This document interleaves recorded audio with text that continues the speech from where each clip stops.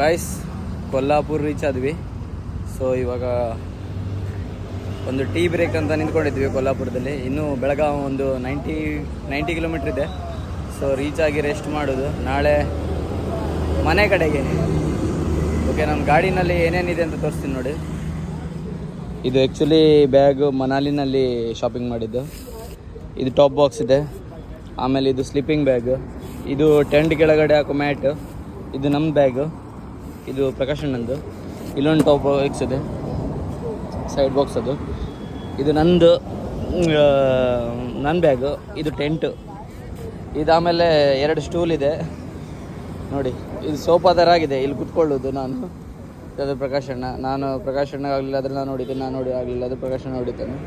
Sharing ಮಾಡಿಕೊಂಡು. ಇದು tank bag, ಇದರಲ್ಲಿ ಇಂಪಾರ್ಟೆಂಟ್ ಏನಾದರೂ ಇದ್ದರೆ ಇಡೋದು, ಆಮೇಲೆ ಕ್ಯಾರಿ ಆ ಕಡೆ ಈ ಕಡೆ ಕ್ಯಾರಿ ಮಾಡ್ಬೋದು. ಆಮೇಲೆ ಇದು ಪೆಟ್ರೋಲು, ಫ್ಯೂಯಲ್ದು ಎಲ್ಲ ಆಗಿದೆ.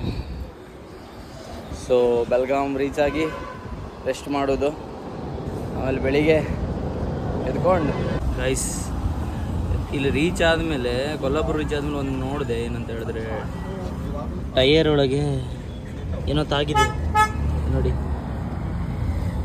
ಪಂಚರ್ ಆಗ್ತದೆ ಏನೋ ಅನಿಸ್ದೆ, ಏನೋ ಹುಡ್ಕೊಂಡಿದೆ ಒಳಗಡೆ. ಇವಾಗ ನೋಡಿದ್ವಿ. ಸೊ ಗೊತ್ತಿಲ್ಲ, ಪಂಚರ್ ಇನ್ನೂ ಆಗಿಲ್ಲ, ಏರು ಹೋಗಿಲ್ಲ. ಮೇ ಬಿ ಇದು ತೆಗಿಬೇಕು ಅನಿಸ್ತದೆ, ಪಂಚರ್ ಶಾಪಿಗೆ ಹೋಗಿ ನೋಡುವ ಏನಾಗ್ತಂತ. ನೋಡ್ಬೇಕು. ಸೈಡ್ ಹೋಗಿದೆ ಅದು, ಒಳಗಡೆ ಹೋಗಿಲ್ಲ. ಪ್ರಕಾಶಣ್ಣ ಹಿಂಗೆ ಹೋಗೋದು, ಹಿಂಗೆ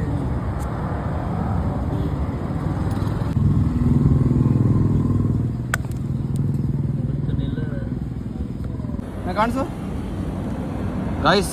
ನೋಡಿ ಇಷ್ಟು ದೊಡ್ಡದು ಹೋಗ್ಕೊಂಡಿತ್ತು, ಪಂಚರ್ ಆಗಿದೆ. ಇಲ್ಲ, ಆ್ಯಕ್ಚುಲಿ ಸೈಡ್ ಹಿಂಗೆ ಹೋಗಿತ್ತು, ಅದಕ್ಕೆ ಏನಾಗಿಲ್ಲ. Maybe thank god.